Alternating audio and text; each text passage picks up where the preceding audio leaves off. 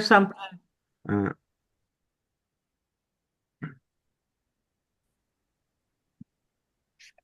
Good morning, fellow Toastmasters. It is AM Lockport Zoom Day, which is also known as Bagel Day here in Lockport, New York. Today we are featuring our 8 different assorted bagels, which I will be enjoying throughout the household here today and reporting in on it at a future date. But this morning, we would like to open our meeting with our call to order with our Kate, our officer. I guess I jumped the gun on that. Kate, you were opening the meeting, and then we would go on with an inspiration.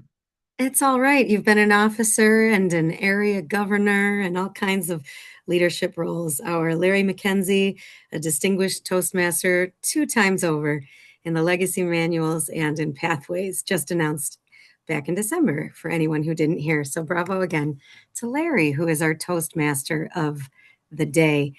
A little unusual day back on Zoom in the Zoom world. So thanks everyone for bearing with us and being safe and staying safe as you can.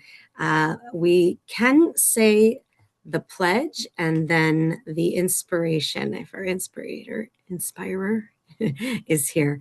So I'll lead you in the pledge and focus on a flag. I don't have one. Sometimes our Zoom masters are quick. I think they all have excellent backgrounds already. So I pledge allegiance to the flag of the United States of America and to the republic for which it stands, one nation under God, indivisible, with liberty and justice for all.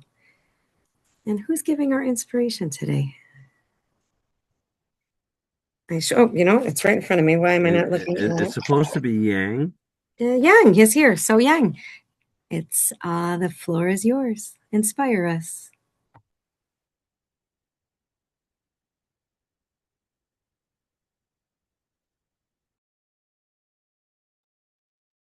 Perfect. Just perfect.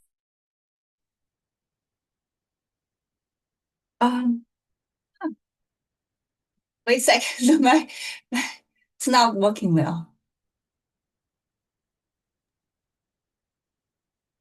That is okay. For anybody who's our newest We members and our guests, we we could hear have, you, Yang. We could hear you, Yang. Okay. okay, Hi, perfect. Mr. Toastmasters, fellow Toastmasters. I'm inspiration today. Um, I once read a quote that I was very fond of. Every powerful leap is a challenge to your own limits. So whenever I face a challenge, this quote can give me strength to keep me going. So today, let's do like donut a bagel. I'm sorry, bagel donuts, bagel dough racing, and embrace challenge and keep it going. Thank you, Mr. Toastmaster. Bravo, Yang. Let's rise like the dough of the bagels. Any announcements? I think one announcement would be 1 week from today is our contest. Hopefully, our weather's better and we can do the contest in person. We have a good lineup of contestants and roll holders. And if anybody else has any questions or would like to bring more refreshments, please let me know. We'll do the briefing that morning at 7 a.m. and roll with the contest by 7:15. And that way we don't have any confusion. If anybody does want to Zoom with me as a briefing beforehand, please do let me know. And thank you again to our roll holders that signed up. Back to you, Mr. Toastmaster of the day, Larry. Thank you very much, Kate. This morning is National Bagel Day, which is celebrated on January 15th every year. This year being on a Thursday, which was our meeting day. It honors the beloved bagel with various things that go around through the country with promotions and specials. It's a celebration dedicated to the iconic bagel. It's a staple for breakfast and brunch and different menus throughout a lot of different restaurants. It not only highlights the deliciousness of bagels, but It also pays homage to its rich history, which dates back to the early 1600s in Poland. Yes, in Poland. The bagel has become a cultural icon, especially in New York City. And we can refer back, Mark and I were having a conversation earlier before the meeting began. And New York City, some people would say they have some of the best bagels in the country. Word is deep and woven deeply into their cultural fabric within New York City. So, a couple of fun facts before we get into our roll holders. The first written mention of a bagel appeared in 1610 in Krakow, Poland, where they were given. Does anybody know what they were given for? What they used to do? They gave away bagels to women after childbirth. We'll get a little more into that after. The bagel became popular in the United States during the 19th and early 20th century, particularly among the Jewish immigrants in New York City. So whether you enjoy a bagel with cream cheese, lox, or simply just toast it and a little bit of butter, National Bagel Day is a great excuse to indulge in this delicious treat and appreciate its cultural significance. So now today, with it being Bagel Day, if you see behind me, I have some of our roll holders listed. What we're going to do right now is get into some of that. First, though, I want to say good morning to my general evaluator, Mr. Phil Russell. Phil, I want to welcome you today. I'm not going to bring you on yet for speaking, but I just wanted to let you know that Phil will be my general evaluator, and I'll get back to you in a couple of moments. I have a little housekeeping to do. First of all, we're back on Zoom today, 100%. Please, please, please, please. That's three pleases. There's a mute button. Make sure that you please use it. It would make life easier for our Zoom masters and also for our speakers and different role holders as they're giving their reports if you are muted and not trying to talk over them, and it would be less confusing. So we hope you would please not have to have the Zoom masters mute you. So here we go. Let's get into our role holders for today. Before we begin with any of our other role holders, the most important one I think today would be our word master. Nancy Ferry, what is our word of the day? Wow, being the most important today. That's pretty exciting. Can you hear me? We can. Okay, great. Our word of the day kind of goes with Yang's inspiration. Funny, we were kind of in the same cahoots here. The word is audacious, which means showing willingness to take a bold risk. Now, it may sound funny going with bagels, but when I was a kid, propped in front of a box of Frosted Flakes, and somebody brought home these things that were boiled dough, they really did not get me very excited until I tried them. And when we take a bold risk sometimes, be a little bit audacious, we can discover new things about ourselves and about each other. Try to use the word, and I will put audacious and I will put it in the chat box.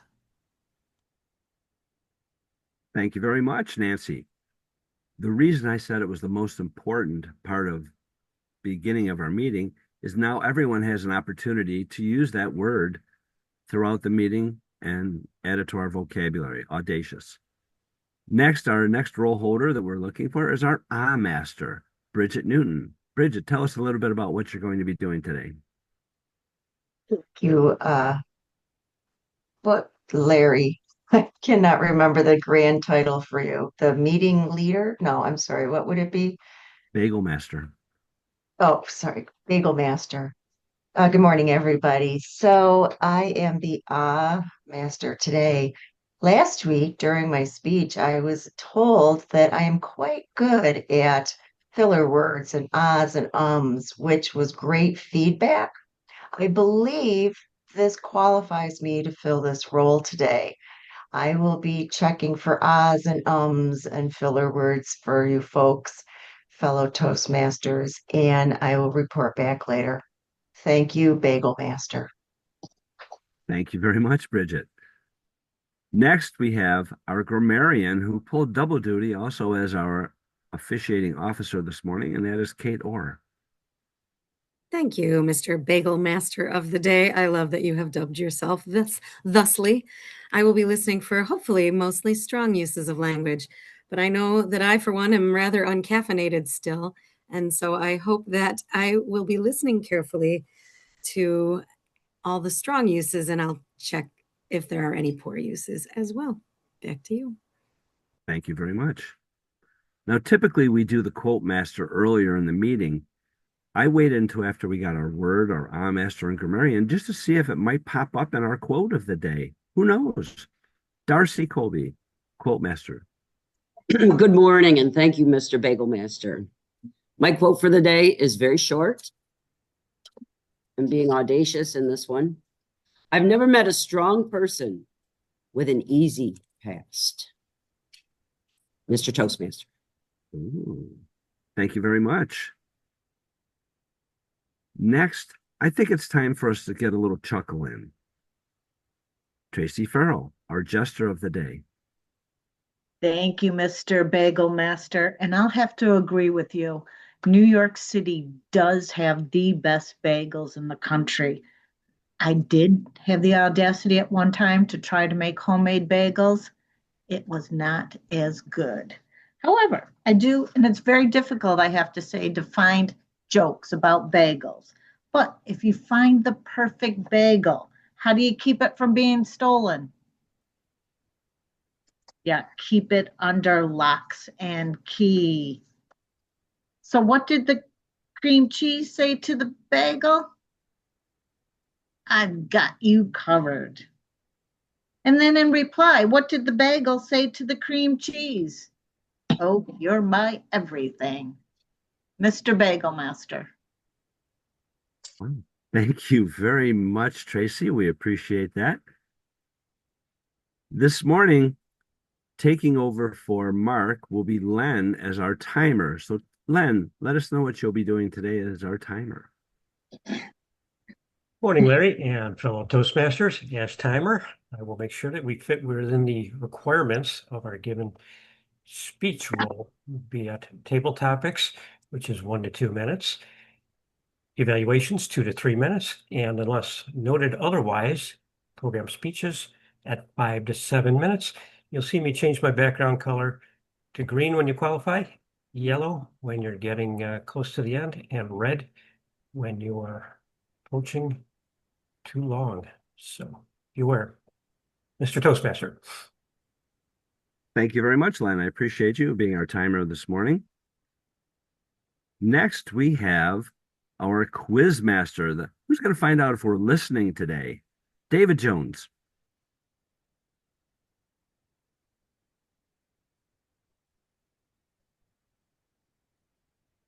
I haven't seen David this morning.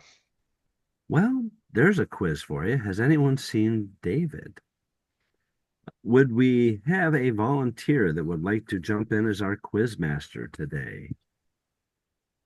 I can't see hands rolling, so if our Zoom masters would let me know. Sylvia just raised her hand. So Sylvia, as our quiz master today, let us know what you'll be doing. And unmute myself. Morning. I think part of the Toastmasters meetings is listening. So let's see if everyone is going to be listening this morning of the bagels and people's best bagels. And at the end, I'll ask a couple questions. Thank you very much, Sylvia. Next, we have the person who will be evaluating me and the meeting and our evaluators today, our general evaluator, and that is Mr. Phil Russell, also known as the Grinch of Christmas Past. Phil. All right, can you hear me now, Mr. Smatter? No. Yes. Oh, you can. Good. Perfect. All right. My audacious one to have a bagel is with cream cheese, peanut butter, and jelly. on an everything bagel. Wow, it is something else. Had one the other day. They're great. Good job. Evaluate the Toastmaster. Evaluate the evaluators. And I'll make a few comments out to me as we go along. I have a little Zoom problem with my phone, but I'll have you on the computer. So I'll be able to observe and hear everything that is going on. I will report to you at the very end of the meeting, and Mr. Toastmaster to decide what you want to copy, whatever master variant quiz master, yeah, or if you return control back over to you. It'll be your decision. And because you are the boss of me, Mr. Toastmaster. Good morning, Phil. I think I only maybe on my end, but you were in and out a little bit with your vocal parts on that. So maybe it was the internet, but hopefully that'll clear up for you by the Can end you of the hear me meeting. now? I hear you better now. Yes. You can hear me now. I will repeat. Oh, okay. My audacious way of eating a bagel is with cream cheese, peanut butter, and jelly on a plain or an everything bagel. I had one the other day, and everything, I just love it, especially with the peanut butter and jelly. My job is to evaluate the evaluators and you, the Toastmaster, and make a few other comments as we go along. I'm looking forward to a great meeting, and you can decide, Mr. Toastmaster, whether you want me to introduce or at the end introduce the grammarian, master, quizmaster, and what else is it? Grammarian, master. Oh, word of the day, the most important job, as you said in the beginning. So you decide, Mr. Toastmaster, when it's time for me to take over, and I'll do as you say. Mr. Toastmaster. Thank you very much, Mr. Russell. Now, if you will look at your agendas, if you happen to take a look at those, I was doing them under duress yesterday because I was doing 4 different things, multitasking. And once you reach a certain age, multitasking sometimes can be difficult, especially when you leave off a person, which is our impromptu speaking. We'll get into that in one moment. But before that, I wanted to let you know a little bit something about bagels. Bagels are not like most breads. Bagels are boiled before they bake. That's the way that you should make a traditional bagel. It's a technique that gives them a characteristic chewy texture and a glossy crust. This step also ensures that even cooking and allows bagels to hold their shape. Traditionally, bagels were crafted by teams of 4 people in order to make them, with each person handling, shaping, boiling, and baking to maintain the quality and consistency. Modern production is largely automated, but artisan methods continue to honor the tradition of bagel making. Now, the hole in the middle of the bagel, if you notice, the Trisabig has the hole in the middle. The middle serves as a practical purpose. It allows the heat circulation so that it cooks evenly, and it helps the bagel bake faster. Historically, that also made them easier for street vendors because they would put them on a rod in order to be able to take them out to sell them.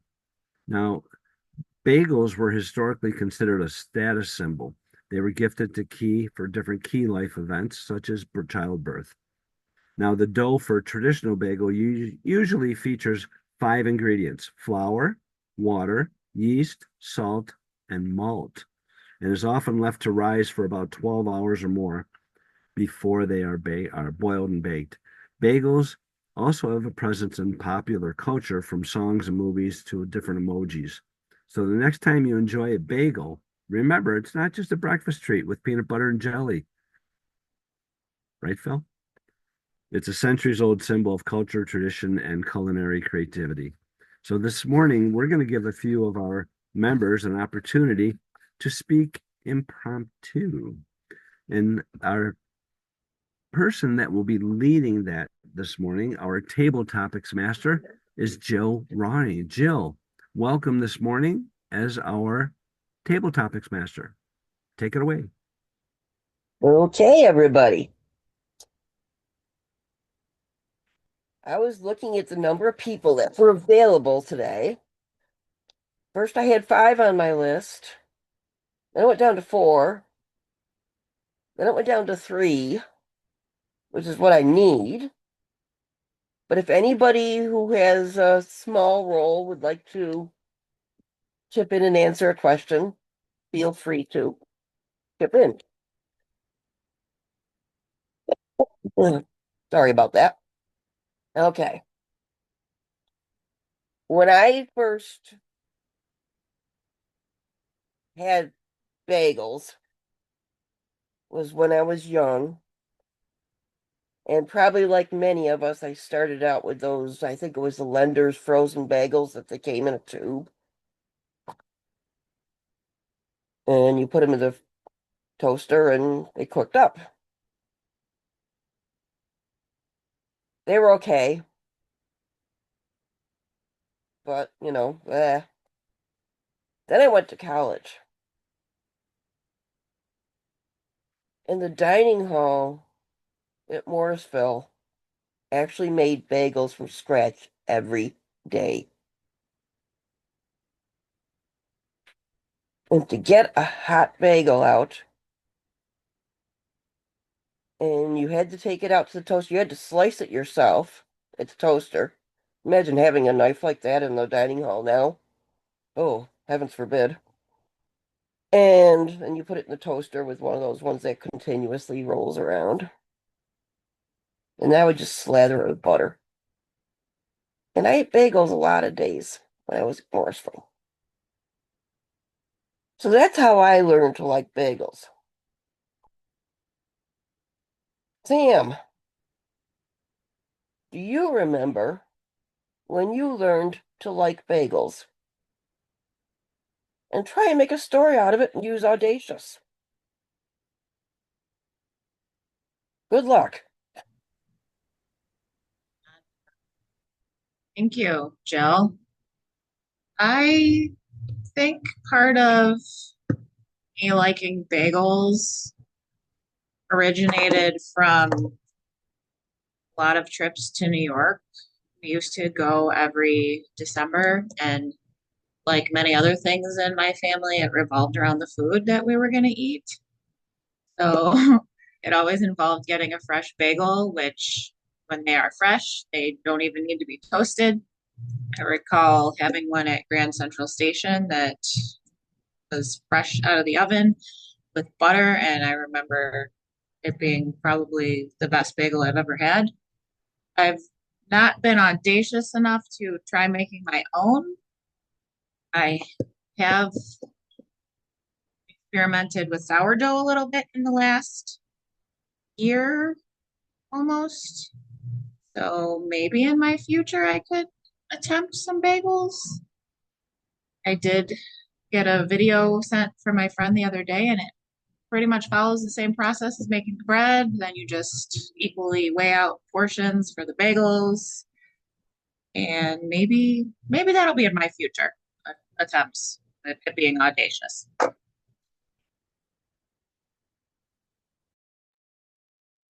Thank you, Sam. Well, she mentioned, and Tracy mentioned too, about making bagels from scratch.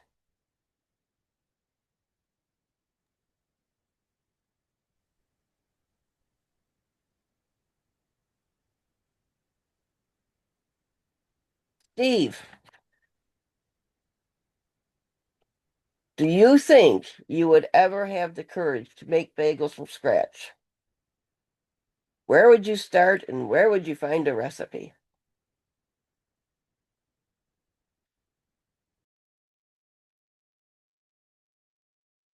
Okay, I think I'm on here.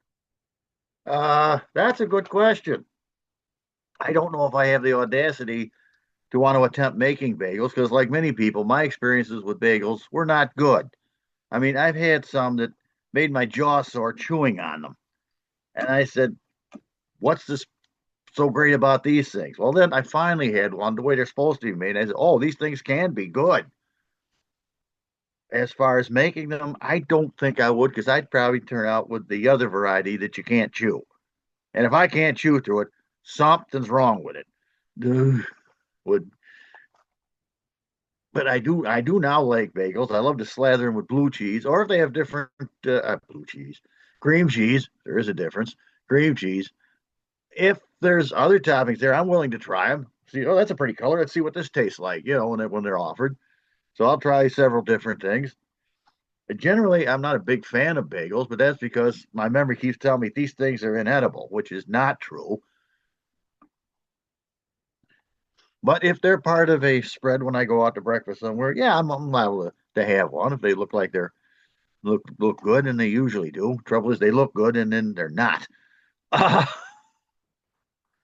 as far as making one, no, I don't think I would ever consider even trying to make one. And the other part of the question is interesting. I don't even know where the heck I'd look for a recipe to try to make one. I make other things. Can you put hot peppers in them? I don't think I can do anything without putting hot peppers in it. It doesn't have to be super hot. It could be a mildly hot, depending on what you like. You don't have to go nuts with ghost peppers and all those really hot, insane peppers. Many things they do help. I'm not sure if they'd help bagels or not. Madam Table Topics person.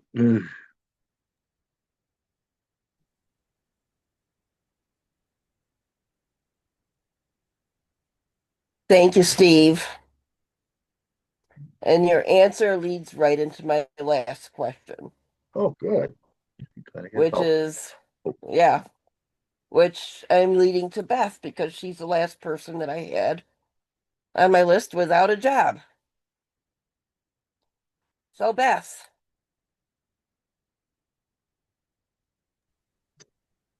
I want you to put your imagination cap on here. Describe your perfect bagel. It doesn't actually have to be perfect. Just be creative. What would you put on the bagel? Variety, ingredients, and toppings.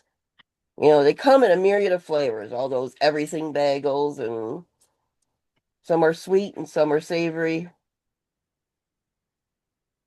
Tell us about what you would add to the bagel dough. Oh, to the bagel dough or putting it on as a spread? I was thinking a spread.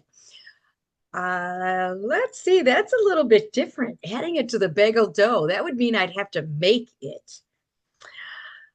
Fellow Toastmasters, I don't think I'm up for making bagels. I would much prefer to buy bagels.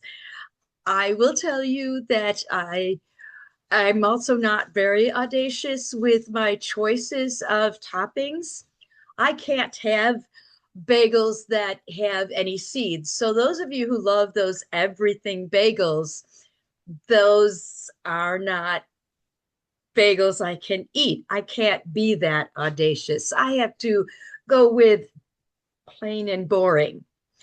As far as a topping, I will tell you that when we went to the windmill the last time, which is outside of Penn Yan, New York, they had a dip mixer there, and they had many different types of dips, sweet dips, savory dips, all kinds. I would probably choose one of those dips to put on either a plain or a cheese bagel so as not to have the taste clash, because sometimes you don't know if tastes are actually going to work together, but their dips were amazing. I would definitely do that if I were going to try something different on a bagel. Thank you, Madam Table Topics Master. Back to you. Thank you, Beth. I'd like to think I came up with some decent questions. I'm not sure. I know they were challenging. So, back to you, Bagel Master of the Day. Thank you very much, Jill. Before we get an opportunity to choose who we thought gave our best impromptu speech today, we have to find out how well they did with the word of the day. We're looking for our word master. Nancy, did our contestants use the word of the day? Look no further. My hair is a mess, so I'm not on video this morning. I looked at it and I was like, no, that's not going to work. So it was even audacious for me to look at myself on the Zoom to see how my hair looked. Sam used the word twice, Beth used the word twice, and Steve used the word once. Looks like they all qualify in that department. Thank you, Mr. Bagel Master. Thank you, Madam Word Master, Nancy. Next, we need to find out how timing went because time is a very important thing in Toastmasters. So let's find out from Len how our contestants did. Mr. Toastmaster, I'm pleased to report that all three of our table topics contestants qualified this morning time-wise. Sam came in at 123, Steve at 156, and Beth at 145. Mr. Toastmaster. Thank you very much, Len. That means all three of our contestants have qualified, and you'll notice that our table topics poll, quiz, or voting is now up. So please feel free to vote for whoever you felt gave the best table topics today. Larry, I apologize. And fellow Toastmasters, I apologize. It's supposed to be Steve instead of Jill. Oh, for choice two. For choice two. So if you see choice two there and you do vote for Jill, that actually meant you were voting for Steve. Is that correct? Correct. Okay. Now, a couple of things while we're doing that voting is that Steve had mentioned, where would I find a recipe? Well, in today's technology, you can actually go on the computer, Google it, or you can use AI and say, hey, I need a recipe for bagels. Give me one. Next thing you know, it'll populate one and it'll come right up either on your phone or on your computer for you, depending on what you're using. And I'm going to try blue cheese, Steve. I think that might be a new thing. Who knows? So, in regards to bagels, people had different things and different ideas. And one of them was, let's set a Guinness World Record for making the largest bagel. What? So in 2004, Bruegger's Bagels created the largest bagel ever produced to date. And one thing that I couldn't understand was they used 1,100 pounds of dough, 900 gallons of water. It took them over 10 hours to bake this bagel. And the bagel weighed in after baking at 868 pounds, which is the largest bagel to date. I want to know if they ate it afterwards and who helped. So another interesting fact was space travelers. Astronaut Gregory, let me see if I can get his name correct. It was Shemitov. He brought 18 sesame bagels to the International Space Station in 2008. So now you say to yourself, why would he bring sesame bagels, right, Beth? Who would think?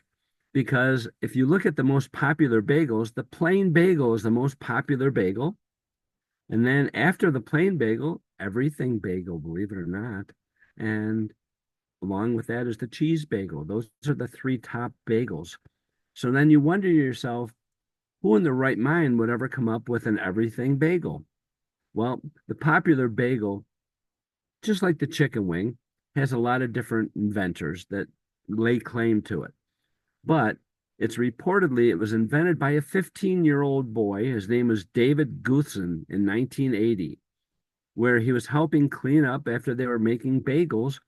And all the leftover seeds in the bagel shop that were on the counter, he took them and put them on one of the bagels, and then they cooked it. And it was like, wow, we found something new. We have an everything bagel.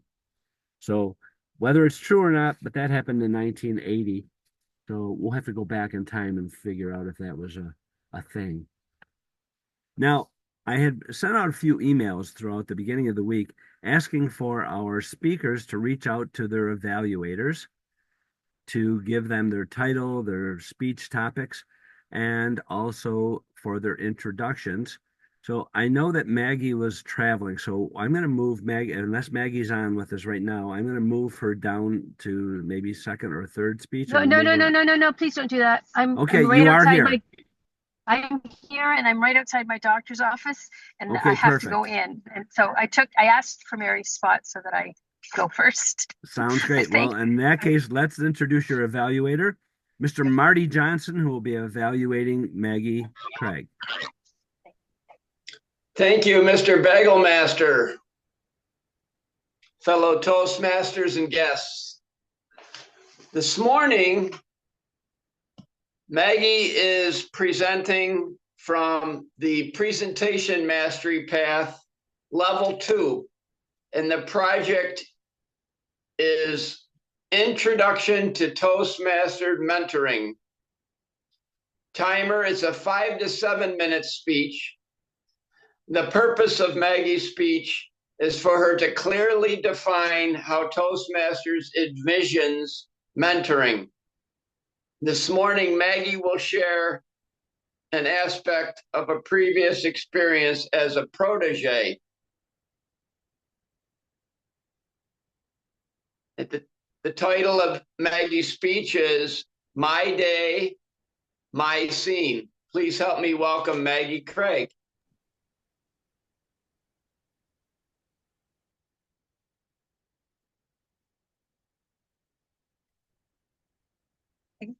Just before I start, I want to just taken off my eye patch for the first time since my surgery. So if my eye seems a little odd, please forgive me. And I will begin. The first time I truly learned to direct, I wasn't a director. I was a bit audacious. I was a script supervisor on a television series called Catwalk, MTV early 90s. I was hired to do my job, track continuity, dialogue, story logic. I wasn't looking for a script supervisor credit. I was looking to advance my career. So I made a deal with producers. I said, I'll come in as a script supervisor if I can shadow the directors on my off episodes. Shadow, that's a film term for intern, unpaid. I didn't want another script supervisor credit. I wanted the education. I worked with 3 different directors, that's 3 different mentors with 3 very different styles. One was technical, one was instinctive, and one barely spoke at all. I watched, not as a colleague, but as a protege. I studied how they spoke to actors when they stepped in and when they stepped back, how they handled silence, how they handled pressure. And always in the back of my mind, I was thinking, one day it'll be my day, my scene. That thought was both exhilarating and terrifying. But eventually that day came. I was still the protege, but I was given a scene to direct. It was quiet, intimate, emotionally charged. The character, a young woman, had spent the evening alone, carefully setting up a crib for her first baby. Her boyfriend had promised to help. He didn't. He got caught up in a band practice and came home very late. As I planned that scene, I agonized over everything. The placement of the crib, the mobile hanging over the crib, where the camera would begin. The first shot would start on the mobile, slowly turning, playing a soft lullaby, and then find her alone, awake, in bed, waiting. When her boyfriend finally walked through the door, he saw the crib fully assembled. The room said everything. She didn't yell. She didn't cry. She didn't even look at him. Well, the actress initially wanted to engage, to look at him, to react. That didn't land. And for the first time in my career, I had to talk to a professional actor about motivation, and emotional impact. After we talked through the truth of the moment, she understood something deeper. This wasn't about anger, it was about realization. In that moment, her character already felt something devastatingly clear. She was going to be alone in parenting. As I watched her, something unexpected happened. Something turned on. Not confidence, not certainty, responsibility. I suddenly understood that even as a protege, even while learning, I was being trusted. Every word mattered. Every gesture mattered. Every silence mattered. I wasn't there to prove I could direct. I was there to listen, to protect the truth of that moment, to not rush it, not explain it, to let it breathe. And I realized something essential about learning any craft. Sometimes the greatest lesson comes when responsibility arrives before mastery. As a protege, I wasn't just mentored by the director. I was being mentored by the actors, and in truth, by the words on the page. I was still learning, still watching, still absorbing. But in that moment, I learned what what directing actually asks of you. Not control, care. When I joined Toastmasters, that feeling returned. Because Toastmasters is a room full of proteges. We listen, we observe, we emulate. We watch speakers and think, oh, I love how they did that. And I could never do that.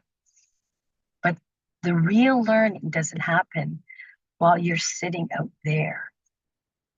It happens when your name is called. When you walk up to the front of the room, still a protege, but suddenly responsible for the moment. The words are yours. The pauses are yours. The silence is yours. And like directing, something turns on. Not because you're ready, but because you're learning in public. So, if you're waiting until you feel ready, waiting until you feel confident, waiting until you feel like an expert, let me tell you what being a protege taught me. You don't step forward after you've mastered something. You step forward so you can. That day on set, I wasn't a director yet. I was still learning, still watching, still absorbing. But I was trusted with that moment. And it was still my day, my scene. And that is when the real learning began. And I truly mean it when I say to you, thank you.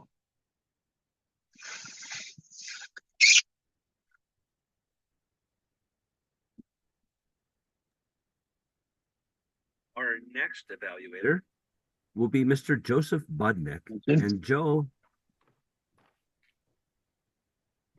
Hi there. Joe will be evaluating Jim Sacco. Very good.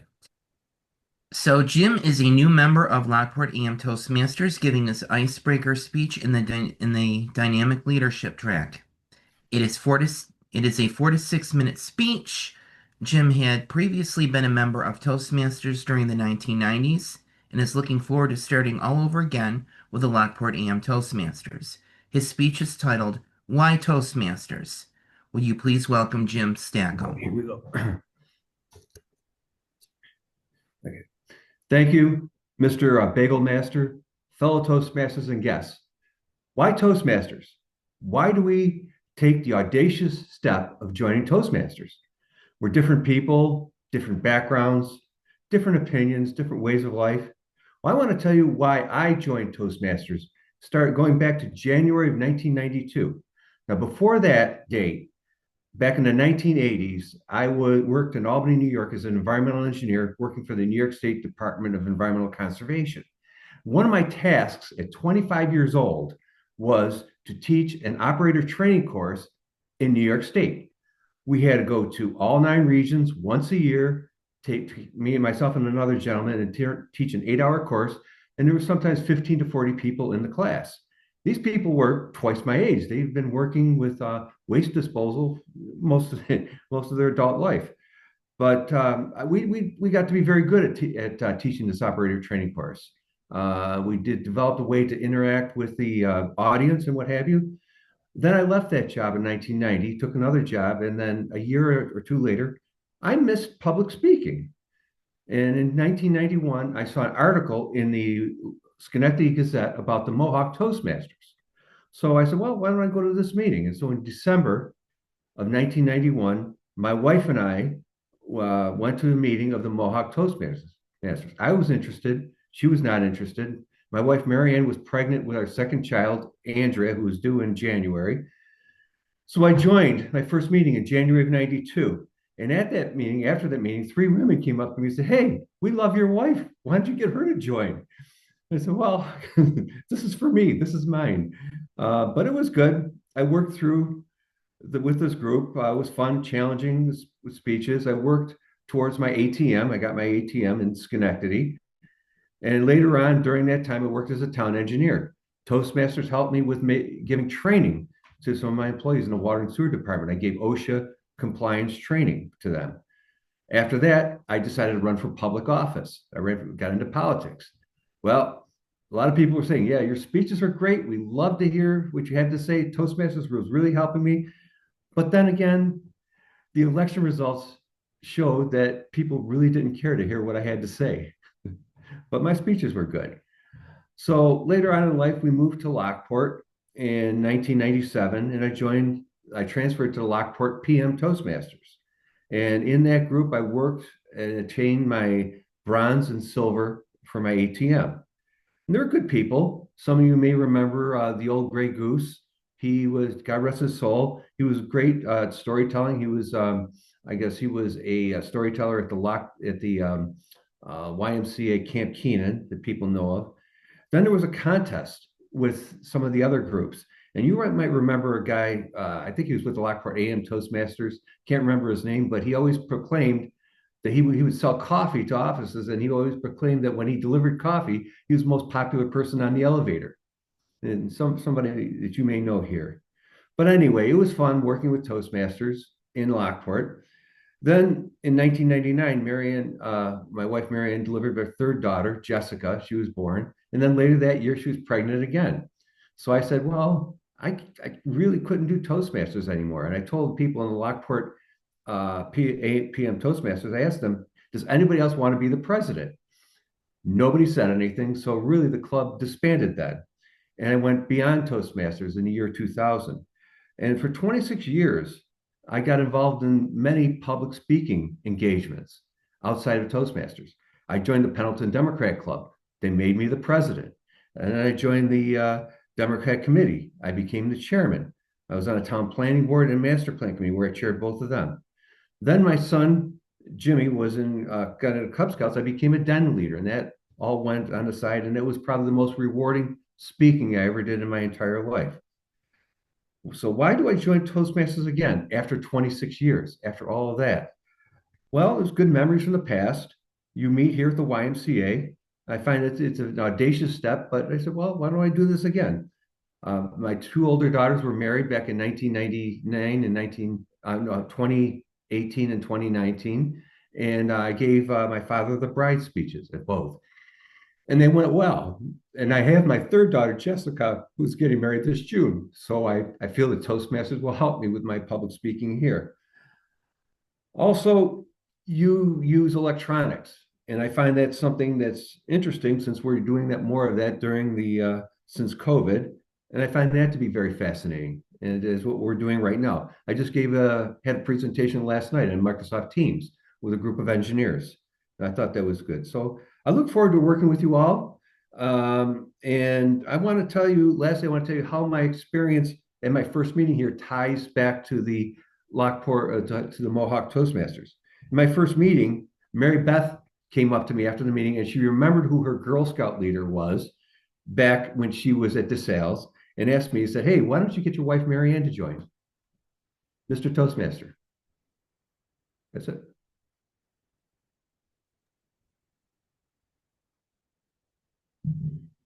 Thank you very much, Jim. Now, I just happened to check my phone, which is on the charger, and it's been sitting off on the side. And I had a text message at 6:58 from Mr. David Licata. And I just happened to see that while my phone gave a little bleep while Jim was giving his speech. And it says that Dave had trouble linking and getting online because somehow there was a new process. And he clicked on the link on the website, it didn't work, and he is unable to get online, which meant that Dave was our third speaker. And I do believe he is not with us this morning. So, with that, you are stuck with me with some facts about some bagels. And one of those is that there are different styles of bagels. And with my travels throughout when I was working, I happened to venture into a couple of different places around the country and also up into Canada. And in Montreal, where I was traveling up there, they also say that they have the best bagels, but not really. Now, Montreal bagels are smaller and they're a lot denser, sweeter, and a lot of them are, they have a honey poached dough and not just a regular dough. And those are Montreal style bagels. And there are also different other variations. There's Japanese versions, which sometimes include fillings like red bean paste or different cream cheeses. But the bagels, Len's coming, bagels migrated from with the Jewish immigrants when they came to the United States, and in New York City, they became a staple in the 20th century, which, yes, audacious. Okay. And just looking at a couple of my notes here with Len. Okay. With that, one of the things that I've noticed this morning is that being on Zoom, wearing my headphones, I've been able to catch every word that everyone has said, and my listening and observations have been quite improved, I think, since I am on. And while somebody is, I guess, texting Dave to see if he's going to be able to jump online, I'll fill for one more minute. And if not, then we're going to get a couple of reports from our timers and as such, which we will be doing in a moment. And I'll be asking Len to tell us how our two speakers did. Matter of fact, I'll jump over to that now, and then if Dave gets on, we'll jump over to him after. So, Len, how did our two speakers do with time? Mr. Bagelmeister, I'm pleased to report that both Maggie and Jim qualified. Maggie with the buffer at 7 minutes and 6 seconds, and Jim at 5 minutes, 39 seconds for his icebreaker. So both qualified time-wise. Okay. Thank you very much, Len. So with that, I think we're going to, because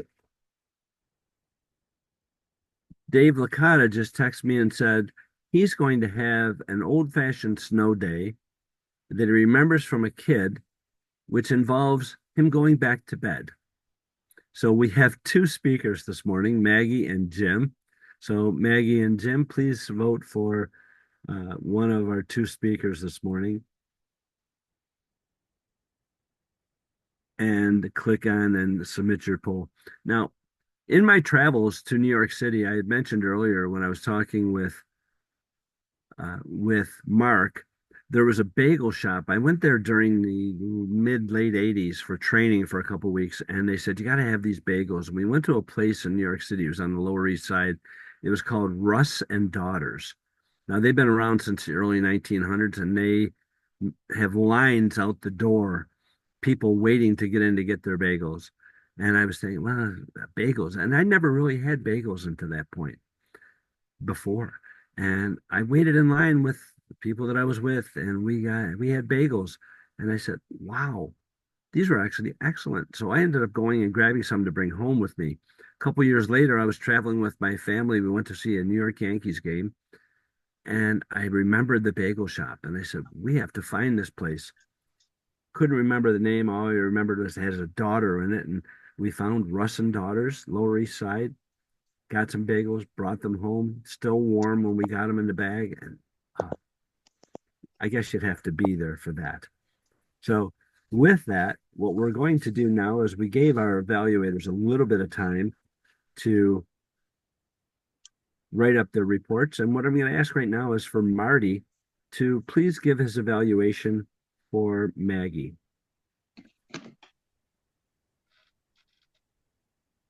Marty Johnson. Thank you, Mr. Bagel Master of the Day and fellow Toastmasters and baguettes. And Maggie, what a wonderful speech.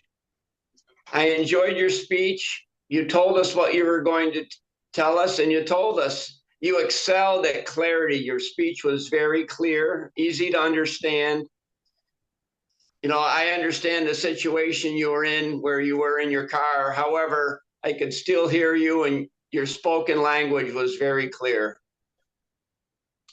Well done. You shared your experience as a protege. You were given the experience to direct a film. Wow, amazing. I don't think many of us can say that. Oh, that's a wonderful experience. You had great eye contact. You mentioned something about the eye patch. Perhaps you could have used a little humor and perhaps use that as part of your speech. You seem very comfortable, and the topic was very interesting. A couple things to improve the speech and to make this speech, this good speech, even better. I would say I heard you mention something about when you initially heard that you were going to be given the opportunity to direct a speech. I would have liked to heard a little more vocal variety at that time, like something with an exclamation, like "oh," or and along that same line of the opportunity and the excitement. And secondly, more gestures. I saw that you were seated, and it was hard to use many physical gestures. You did use a pointing gesture with your finger a couple times when you were making one of your points, which was about the experience and the responsibility, and when you're given that responsibility, you just went with it, and you learned as you went along. And the last thing is just minor, but I would have liked to have heard you say something, and if you did, maybe perhaps repeat it, the name of the film. Well, overall, Maggie, well done. I enjoyed listening to your speech project, and I hope that you try to use these little incentives that I gave you to make your next speech even better. Thank you, Maggie.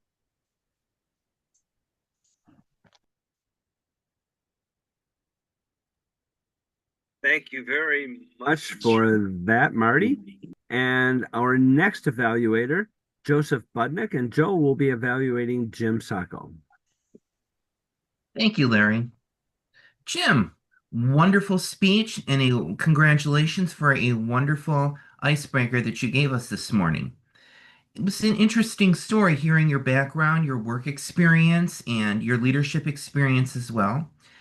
Your question, the title of your speech, why Toastmasters? Well, you prove that through all walks of life, anybody can benefit from being a Toastmaster? Like you were working in conservation, you said, and someone might ask, well, why would you need to be in Toastmasters for that? Well, but you talked about how you ended up being an instructor and instructing people, and that you showed that being a Toastmaster can be a very valuable experience. And you have a lot of experience, and I think we all enjoyed listening to what it is, your background, and all the experience that you have. And obviously, you did find yourself in a lot of leadership positions. So Toastmasters was very valuable to you. And hopefully that being joining our organization will be of value to you as well. So if I had to say that there was any room for improvement, like don't rely too much on notes because when you look down a little bit, we kind of lost you a little bit. But overall, really enjoyed your speech, really enjoyed listening to your experience with leadership. And congratulations on your kids getting married. And yes, being the father of the bride, I know you have to give a speech. And a lot of people really want to move to China when they have to do that. But it seemed like you really embraced that role because of your experience and speaking and getting up in front of people. I'm sure you probably excelled doing that. But all in all, very good. Very good speech. Enjoyed listening to your background. And your life experience that you had. I look forward to hearing a lot more of your speeches and listening to all of your background. And welcome aboard. Welcome to our speech, or I'm sorry, welcome to our club. And I'm sure that we will enjoy listening to you and we can learn a lot from you. Thank you, Jim. Good job. Welcome aboard. Thank you. Thank you very much, Joe. Len, guess what? You're on deck. And Len is going to tell us how our evaluators did with their timing. Indeed, I will, Larry. I'm pleased once again to report that both of our speakers qualified, Marty at 246 and Joe at 210. You can vote for either one of those when the ballot appears. Thank you very much, Len. As Len had mentioned, please feel free to choose either Joe or Marty as your choice for today's best evaluator. Now, I know Mark is pulling double and triple duty, being the Zoom master over there with probably doing the polls. I'm not sure, but Mark, I think I have like a minute or so. Since we were talking about bagels, you have to tell us, what do you think? Bagels, New York City, huh? What do you? Well, Mr. Toastmaster, not surprisingly, I do have some opinions on this matter. It is indeed fact they are better in New York City or in the New York City area. And for those of you that have never experienced it, if you picture a Panera bagel, and I'm not picking on Panera, they're pretty good bagels. But New York City bagels are larger and they are denser. They are dense and heavy, and it's just a completely different experience.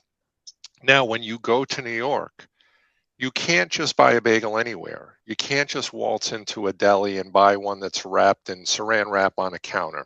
That's not the real McCoy. You need to find a bagel shop where they are baking them on site. And you see the baskets full of the freshly made bagels behind the counter. And pro tip, the audacious move, the professional move is to, as you approach the counter, perhaps ask what just came out of the oven, because the hotter ones are going to be the better ones. We all have our favorite flavor bagel, but if it just came out of the oven, you might want to call an audible and go for that fresh hot bagel. And once in a while, everything intersects perfectly and the one you wanted just came out of the oven. And as Sam mentioned, you don't need to have them toasted. In fact, asking them to toast a bagel in a bagel shop is like asking for a bottle of ketchup in a fine steakhouse. It's a faux pas. You don't do it. They are delicious as they are. And when they are fresh and hot, and you get them with butter, which is my preferred way of consuming a bagel, the butter melts and it is just heaven on earth. Again, for me, butter is usually the condiment of choice, unless I'm having a cinnamon raisin bagel, in which case I might go for cream cheese in that particular case. And last thing I'll leave you with, downstate, particularly in the 5 boroughs, I never remember the name of any bagel shop. I've been gone a long time, but I can picture where they were, and some of them were actually open 24 hours a day. And it would be a pretty remarkable experience when I was a younger guy. My wife and I were newly married, and Sam was just a baby at the time. I still occasionally go out with my friends. Leaving a bar and going to a bagel shop down the street, and then I don't know what I was thinking. Maybe it was the beer, but having a garlic bagel with butter. So imagine coming home to your wife. You smell like beer. You smell like stale smoke because of people smoking in the bar. And now you smell like garlic bagel. That, fellow Toastmasters, is what we call a faux pas. Mr. Bagel Master. Thank you, Mark. I had to get your input today in regards to some New York City bagels. Without further ado, what I'd like to do right now is I'm going to introduce my general evaluator, and then Phil, I will take the reports back after that, if you don't mind, if that's okay with you. I'm going to invite our general evaluator, Mr. Phil Russell. Let us know how the meeting has transposed so far throughout the morning. Oh, Mr. Toastmaster, let's get started on this bagel thing. Steve mentioned blue cheese. All he has to do is go find somebody that'll make a chicken wing bagel with hot sauce and all that stuff, and then you throw the blue cheese on it. It'd be a little bit of an audacious bagel, but possible. As far as the meeting, I thought it went well. The only thing I might recommend here and this would be Dave is younger than I am, and I'm technically terrible. Somebody needs to show that guy how to do some things, and he doesn't like to ask for help, but he does need help when it comes to it. He doesn't like the Zoom, but on a day like today, we need Zoom. We can continue to meet. It's a great thing. Great thing. Now, our evaluators. Let's go on to the evaluators. Marty and Joe both did a good job. Good job. They pointed out the good things, gave some ideas of help. One thing I might add to Marty, and I do the same thing. I was accused of this, but an old Toastmaster who also taught Dale Carnegie told me this. Marty had a lot of good ideas. What you need to do to stop the choppiness in your presentation is to speak in thought phrases. Meaning, when you have that thought, speak into it and then end when the thought is done. It stops the choppiness, and it takes time to work on it. I know. I am about the most choppy person there is. But both did a good job. Now, let me go over here, change my page. I have a comment about this Lockport Toastmasters.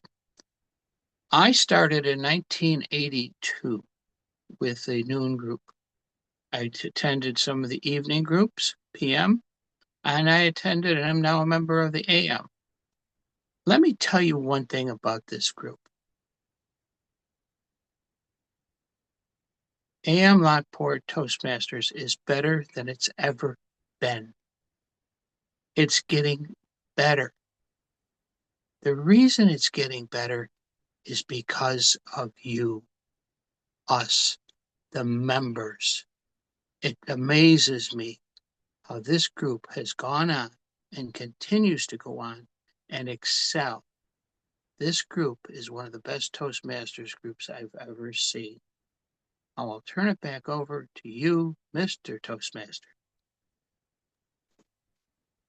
Thank you, Mr. Russell. And I do believe you might have something there with the chicken wing bagel. We'll have to look into that. Maybe we could make some money on it. Who knows? Now, before I get into our other reports, which are, let me see, let's go with our master, Bridget Newton.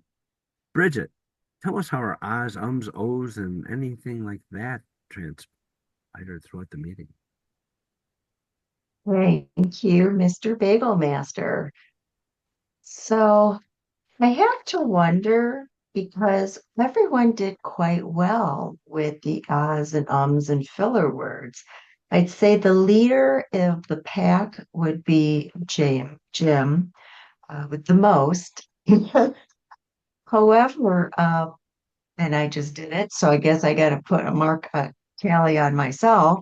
However, Jim, you only had 6, which was a good number, really, because I think you actually did better today than I've heard you in the past with the table topic. So well done with that. But everybody else did quite well.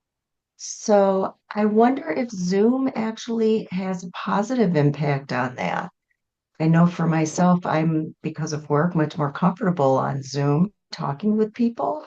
So I wonder if that has an impact on people using filler words. Just a thought.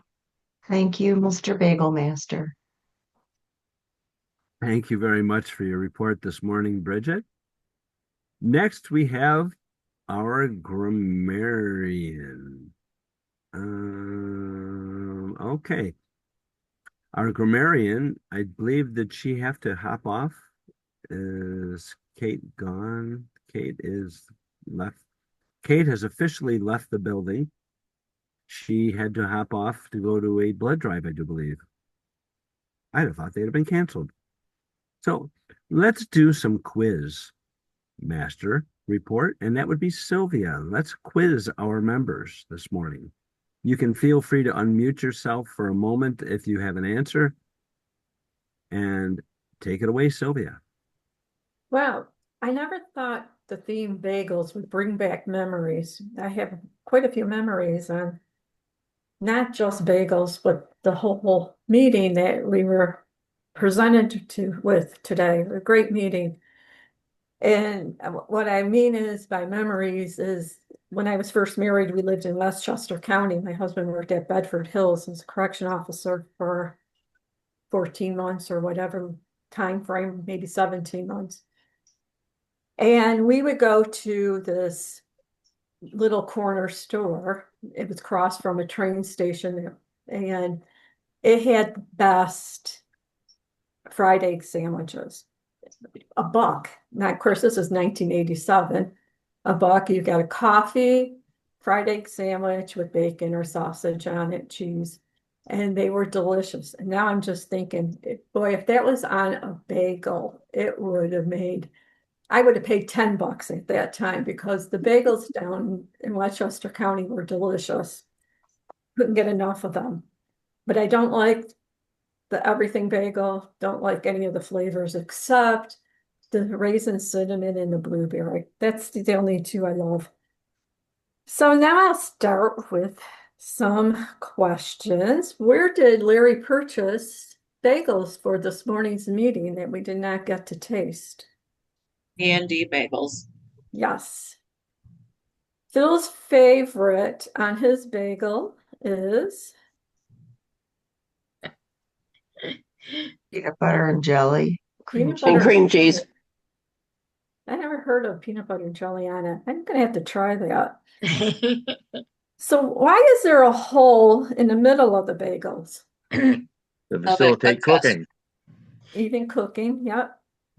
And of course, the street vendors to hang them. They're easy to sell. The largest bagel weighed how much? 800. 868 800 pounds. Like, no. Was it 668, Larry? 868. Oh, 868. See, I didn't listen myself. Most popular ones were Plain. everything, and cheese. And here's another memory that hit me this morning. Behind Jim, there's a picture, and that picture, same picture, was in my mother's house. And I'm just thinking, whatever happened to this picture? Did anyone know what the picture was? They were serving bagels there. Jim, behind Jim. Last Last Supper. Supper. The Last Supper. I was just wondering whatever happened to that picture. Yeah, they're serving bread and wine. It might have been bagels. It should have been bagels, huh? Okay, that's my questions for this morning. Thank you very much, for jumping in and taking on that role. Now, one of the roles that we had filled today too was our word master, and that was Nancy. Nancy, how did our word continue throughout the rest of the meeting? Audacious, audacious.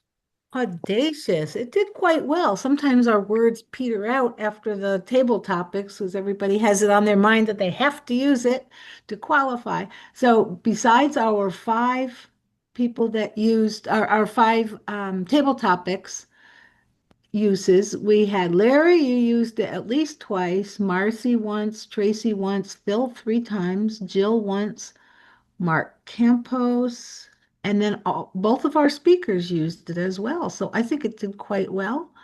And um, be a little like a turtle today who sticks their neck out and tries something different because we don't get anywhere if we don't stick our necks out. So be a little audacious today, audacious today.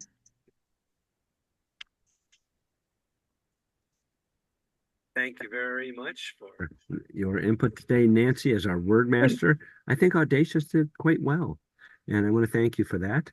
Now, we have just a few more minutes left in our meeting, and a couple of things I wanted to touch on for Kate is next week.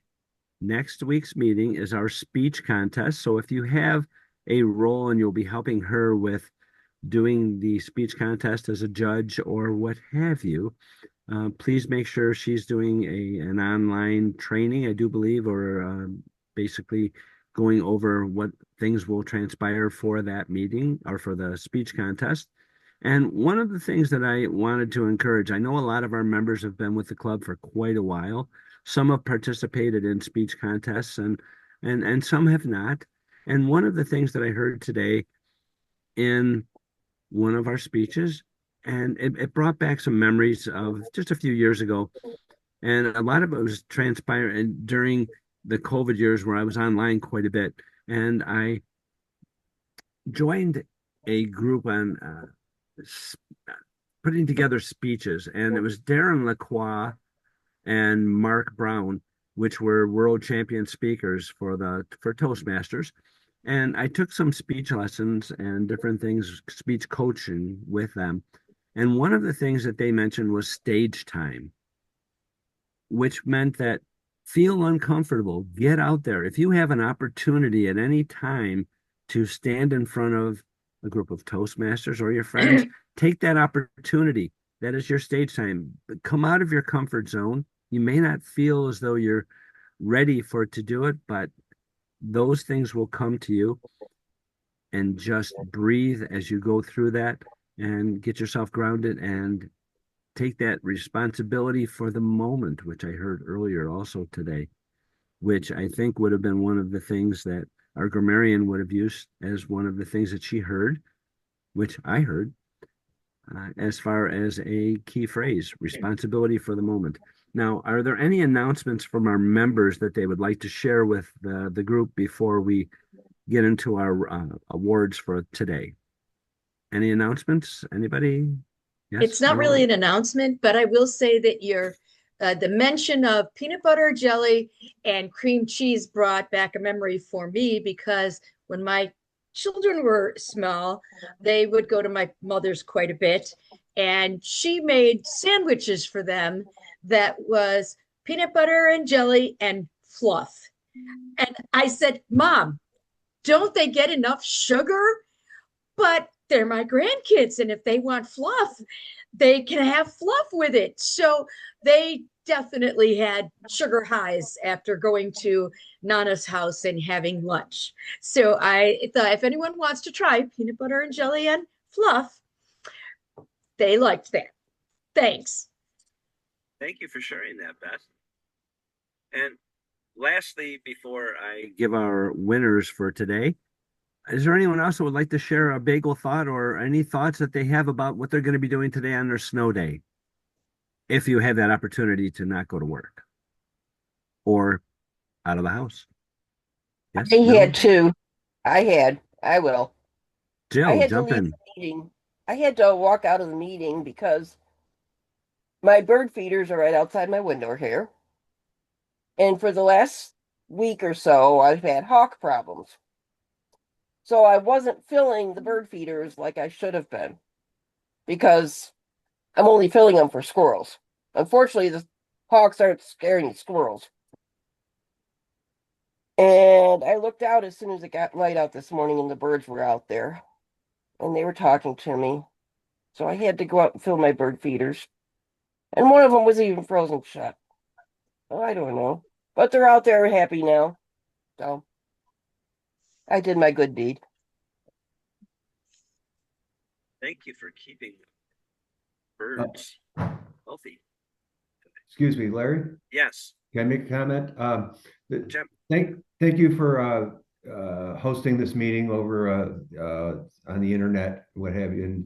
But what I want to ask is, if at some point I want to go to the YMCA, and that's probably what I'm going to do right after this, I could probably tie into the meeting there if I wanted to on a future date, if you do these Zoom meetings, because it's still With their open. Wi-Fi, yes. If they have Wi-Fi, yeah. I just have Yes. to tie into their Wi-Fi. Okay. Yeah, we don't care where people Zoom in from as long as they make the meeting. As you noticed, people were in their cars today, and for during the Zoom era of COVID, Marty, for quite a few times, was in his vehicle, zooming in, and at work even, he would jump out and get into his car for the meeting. And so people were very creative. And the resilience of our Toastmasters is wonderful. And I appreciate each and every one of you for even taking the opportunity, if you can't be in person, to be on Zoom. So we have that, which is something we didn't have in the past, which I think is an improvement, where we're also having members from all over the world that are able to join us. And I want to thank them for joining us today too. I know Yang was in with us. And so I want to congratulate each and every one of you for being with us today. And I want you to know that we have 3 winners today. Our table topics. Table topics. Drum roll, please. Boom. That's the best I could do.